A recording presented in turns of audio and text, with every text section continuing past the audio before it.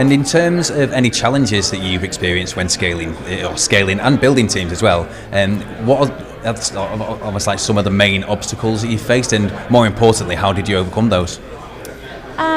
So I think one of the challenges is when to bring in an all-star athlete versus someone who's really, really specialized. So in some of the categories we're building, in some of them we're bringing in all-star athlete type who will be able to do anything you throw at them and will scale. But in some instances you just need to bring someone who's extremely focused in a certain aspect of the job, and you will not have anybody on the team who will be able to do that. So I think that's one of the questions that you need to ask yourself, like how specialized of a person do you need?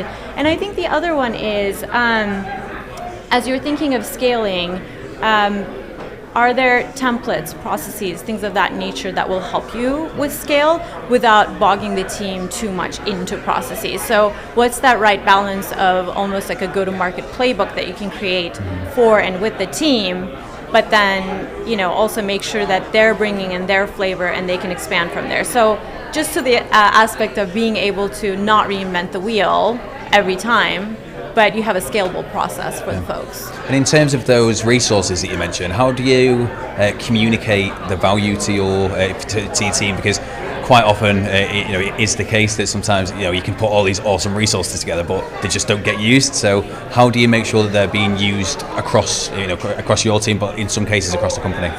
So I think that was one lesson that I did learn, is that you don't create the processes. You ask the team to create the processes. So there is ownership, and every step of the way they are bought into whatever that they are building. And we do that with our cross-functional partners. We actually create the process.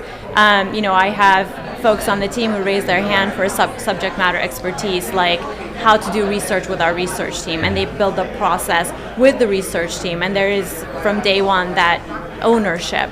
But I think you can't sway too much in the direction of having the team build everything. So you need to kind of create a structure around, these are some of the things that we need, here's the overall structure we're looking for, but then have the team actually build that playbook with you every step of the way. I think that's worked the best for us. Okay, brilliant.